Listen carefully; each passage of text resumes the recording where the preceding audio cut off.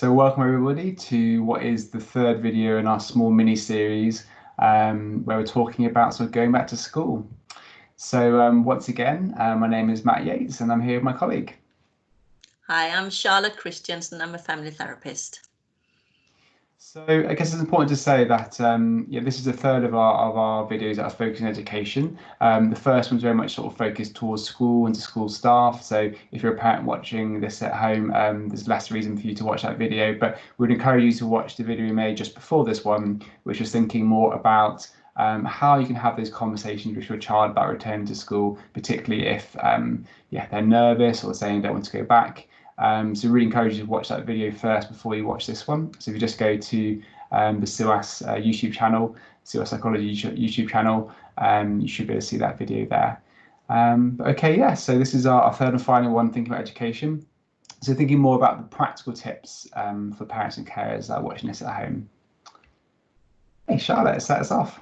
Yeah, so what we thought we'd like to do with this video was really just to get a sense and discuss how we all might be experiencing lots of different emotions about schools reopening. There might be a sense of relief in some way, and there might be a sense of loss. There's been a lot of intense time together and some special time together with our children that we might not have had so much time to when schools are working more normally. So it might be all those kind of different kind of experiences and those different feelings in one go. And the same for the children. They might also have very contrasting experiences and emotions about it. They might in one way look forward to seeing their friends, but might be worried about whether they're falling behind or how it's going to be like being back. So it can be a real roller coaster emotionally with the schools opening back. So we're hoping with this video both to address some of those kind of anxieties, both for us as parents and carers, but also for the children, and then think about what are some of the practical things we can put in place to help the children get used to the transitioning back to school. So one of the things to remember is who owns the anxiety.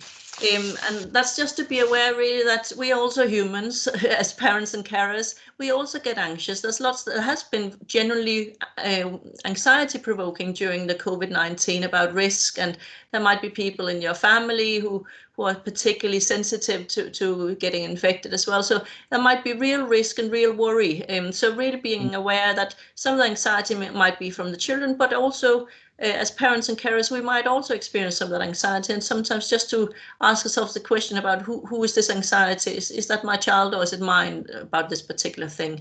And also, if we are experiencing anxiety as parents and carers, what do we do about it? How can we control it so we can be there for our children when they need it? And if it's the child's anxiety, how can we help them with managing it and validating it at the same time? And then again, as we said in the other video, everybody isn't just doing fine, even though they look like they are. We don't know what's going on inside, and we don't know, we can't know. People got very different ways of showing it, really.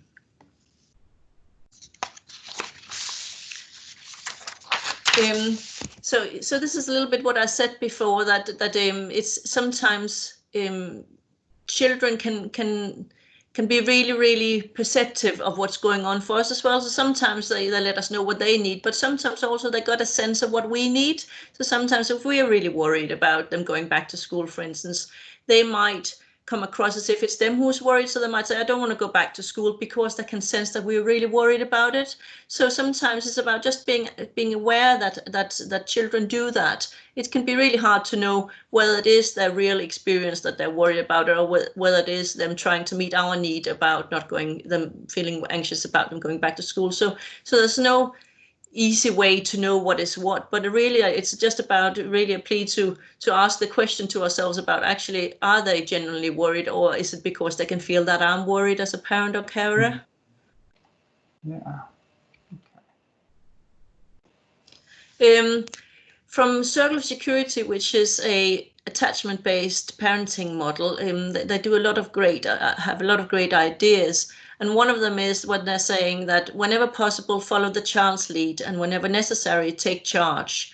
So the reason why we thought it was good to put that in this video was really because we're much more motivated to do something when it's something we feel we've had a say in, or something we feel that we've been part of. So if we can, as much as possible, help have your child's say in how to prepare for the transitioning back to school, what needs to happen, the change, getting ready to go back to school, then your child is much more likely to be motivated to try and follow it and try to be part of it, and don't feel like it's something somebody else have chosen for them, but it's something that fits for them and something they believe in and something that feels right for them. There will be times though where our children aren't quite aware of the kind of things they need, aren't quite aware of the kind of things that's necessary to get ready to get back to school. And that's the kind of times where we as parents and carers need to take charge. We need to say, and I know this is not something you think is right important. However, we also know that right now we think it is something that is necessary to do, or something that we need to have a think about how to do it. And you can have a say in how to do it, really. So again, as much as possible, help your child have a say in how to do things. But there are certain things that's also okay that we are thinking, actually, we know this is good for our children. So we need to take charge here, even though they might disagree on it. Okay.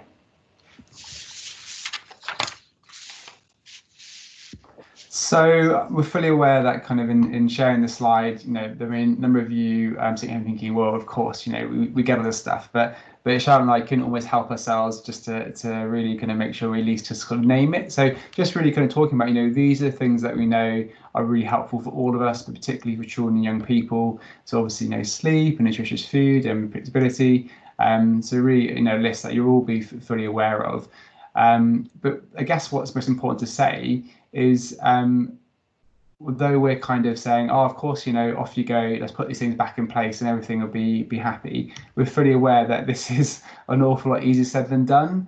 So, how on earth do we undo, some of these lifestyle changes? Obviously, during lockdown, suddenly our lives have been tipped upside down, and lots of the ways that we usually operate have really been shifted in quite a big way.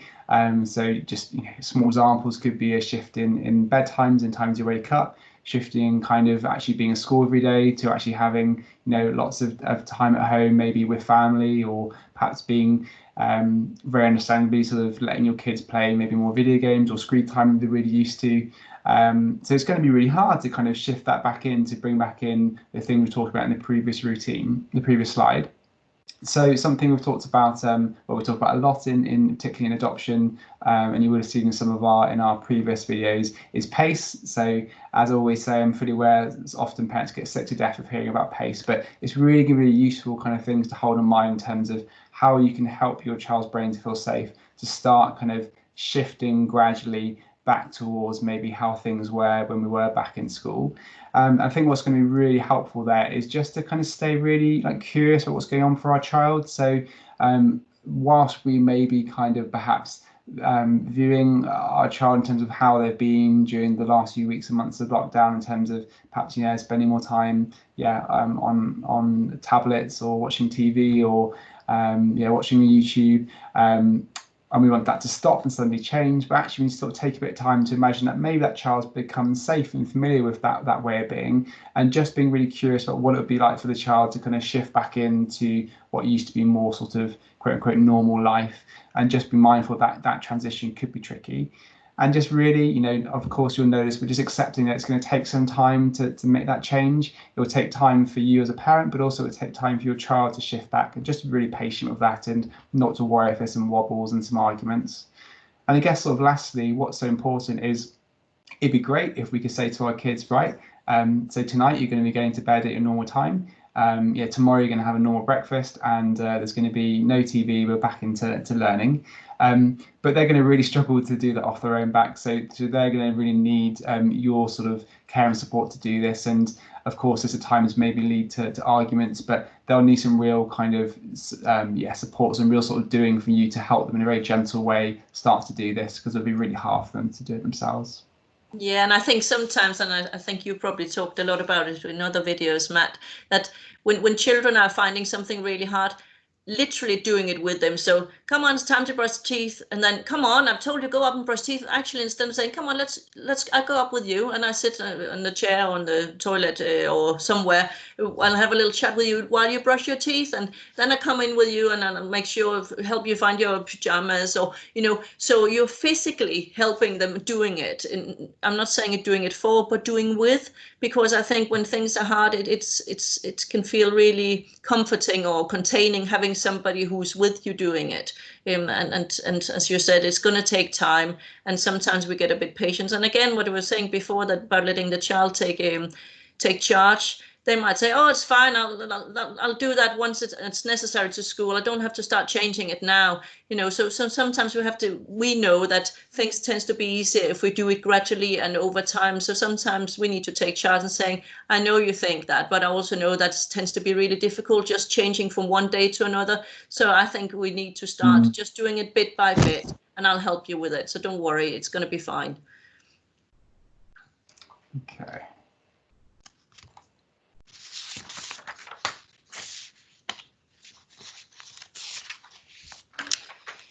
Yeah, so it's been a long time away from friends, from teaching staff, and from the school building, and it does need some getting used to again, really. And one way to start getting used to it is about starting to think about it before we actually have to do it. So getting used to it in our mind rather than actually doing it as the first way to get used to it.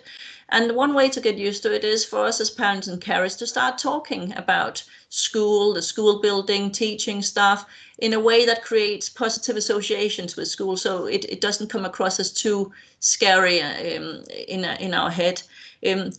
However, some of our children will have had bad experiences in the past, and what we don't want to is to us to paint a picture that doesn't fit with our experience, because that's not going to be helpful at all. So if our child has had bad experiences, let's say with friends in the past, it's no good if we just say, no, that'd be fine, and they're kind, and it's going to be okay. That doesn't fit. There's a mismatch there. So what we talked about in our previous video is really we need to stay with that and understand and validate our children's experience of how it's been before we can start thinking, right, okay, I get that. That's hard.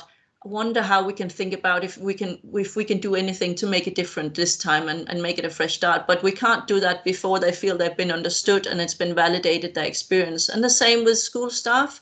They might not have had a good experience with some of the school staff. And again, it's important that what we call being with, we stay with that experience and really help understand it and make our children understand that we get it, before we can start thinking about what can we do differently, or how can we move on so this can be different from their previous experience.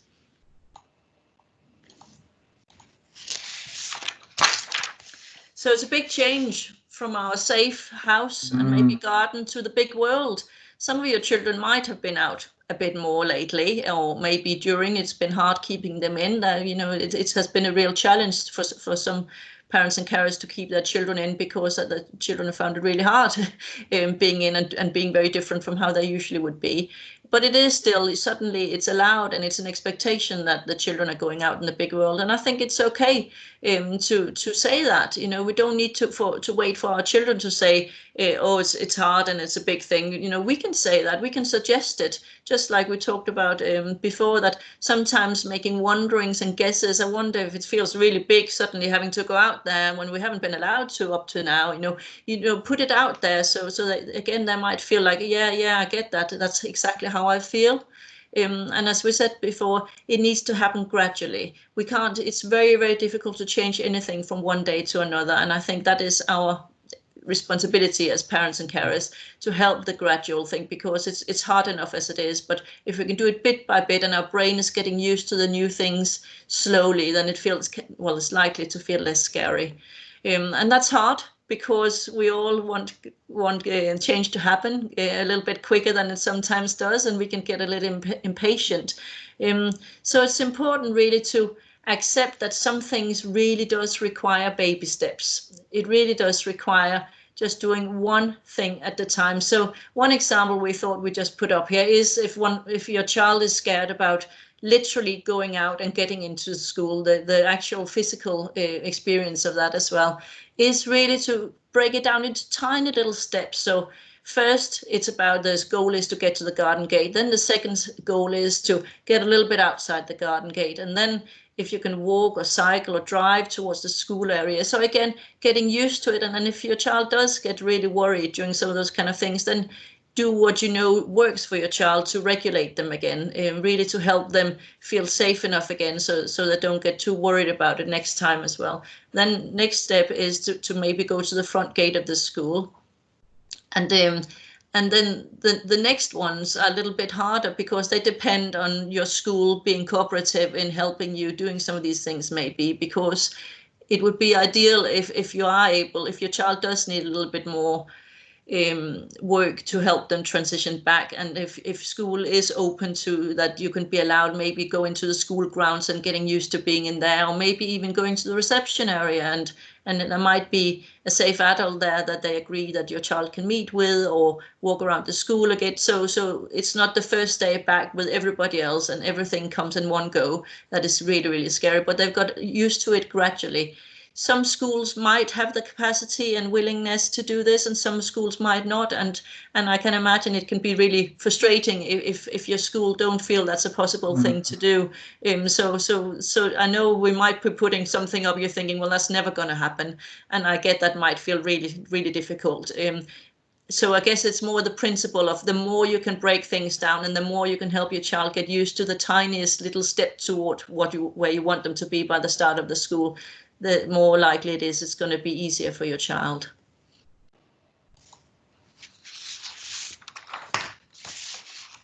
So I guess with this, I mean, very much leading on from what Charlotte was just saying, we're really aware that it can be a difficult experience for many parents in terms of their child's experience at school, particularly children who are being adopted. And I guess it's just sort of some ideas of possible things you might be willing to consider, but obviously it'll be unique to your situation, unique to your school and your relationship with school. But yeah, some ideas that we thought up of, if you're able to maybe get in touch with your school, maybe hopefully your school has given a bit of an idea as to what school is going to look like when it starts, if there could be a bit of a transition plan. So for example, there's been things like some teachers or some school staff taking like videos of the classroom or videos of themselves to kind of, have a bit of a hello, but also a bit of introduction back to the school. Is there any things that perhaps you could communicate to your school that might be useful for them to know in terms of about your child, like what their experience has been in during lockdown? So possibly that maybe your family experienced any bereavement, maybe just generally they've found things quite anxiety provoking, maybe that they're particularly nervous about being back in school, or there's a particular thing that they're nervous back in school. See if maybe there's a way you can communicate that to school staff. And of course, you'll know this already, but just really focusing on perhaps as a member of staff who you find easiest to liaise with, easy to communicate ideas, and we're fully aware you know all this stuff already, but just to kind of give it some thought really and make a bit of a plan as to what's hopefully possible in your unique situation. Yeah, and it's quite a big difficult balance really, because in one way we want our child to have a say and our child's voice to be heard. However, if our child is really dysregulated, it can feel really uncontained and scary for a child if they are completely in charge of what's happening. So it's constantly, and I'm sure you will be doing that every single day of the year, really, that kind of balance of letting your child have a say and taking the lead. Whereas if we feel that they're really dysregulated and really struggling, that's when we step in and we do what we know is best for our child, really.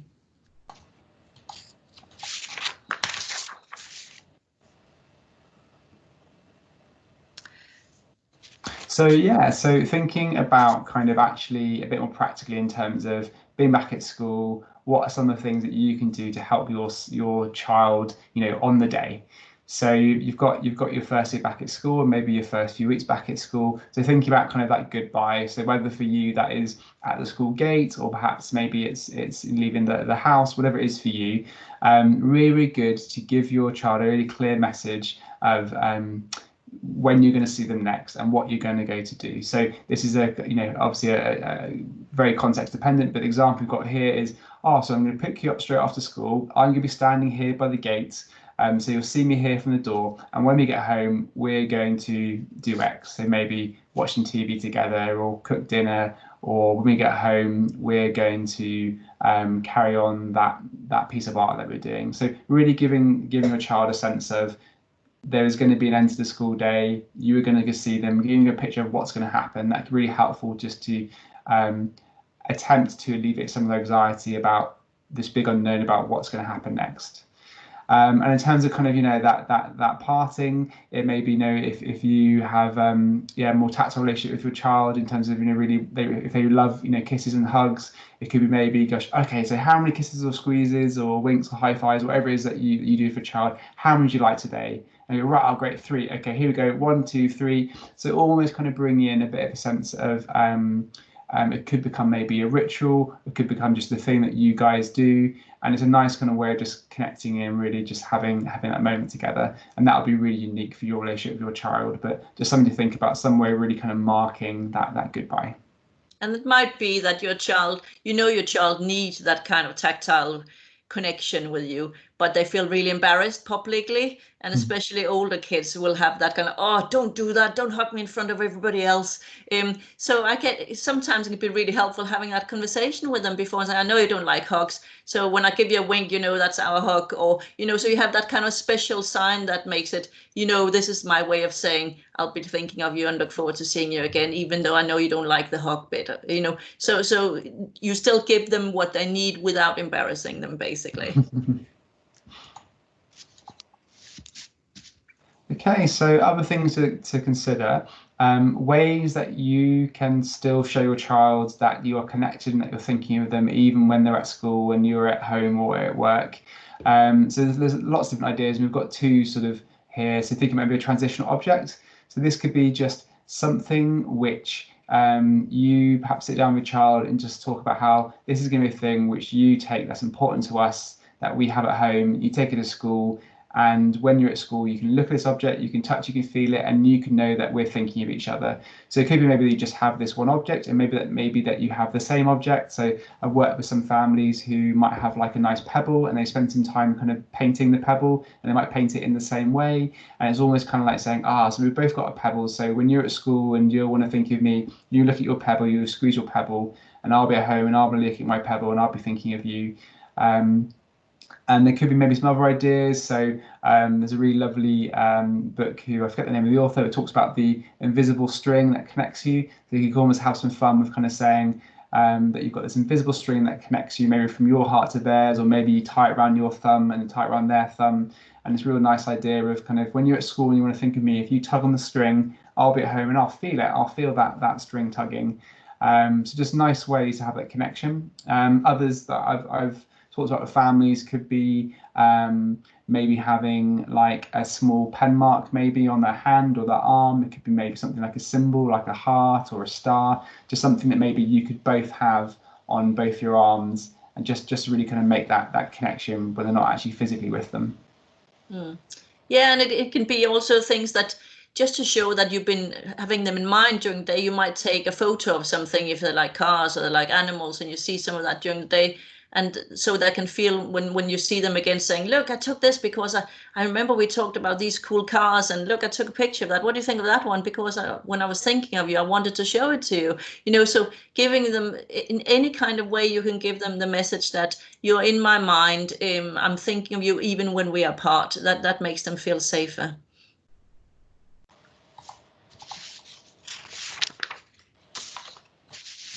So coming out of school again, it might be helpful having an agreed way of saying hello. It might be you say you just give them a smile, but you do it in a way where they know this is instead of a hug, or it's something that they feel okay about. The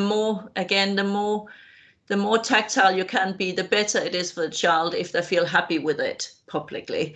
So the more you can get in there that they're happy with, it's a bit of a shortcut to their heart, really, having those kind of physical connections, but also to be very aware that lots of children feel uncomfortable with that publicly, really. So it's about letting them know and being really, really transparent about how lovely it is to see them, and helping them understand about things you've thought about them during the day, and saying, I was having a cup of tea and I was just thinking about when you made me a cup of tea, and constantly making making little references to that. It's not that they're out of mind just because you haven't been close during the day, really. And then have something to look forward to when you meet again, because it might have been hard getting back into school. So something that's not too challenging, because they need to feel connected and feel safe, and being challenged at those kind of times is not helpful at all. It's something nice, and it can be something short. You might not have the capacity or time to do something. It takes a long time. So just a little thing. It could be just being, when you come home, we'll have an ice cream, or we'll have we sit and watch your favorite program together for 10 minutes, or we play a little bit of card for a moment, or just something that can make it feel like, okay, this is something nice to look forward to. And it's important that this is not something that's been given as a reward for good behavior. So even if your child hasn't been able to show their anxiety or their difficulties in a way we would wish to them to do in school, this still happens. So it's not like, well, I heard that you were being shouty in school, so we're not doing what I promised we were going to do, because it's a way of connecting. It's not something that's about deserving. It's about a way of connecting to them to feel safe and back and calm again with you. So it's quite important really to keep that despite what has been going on during the day.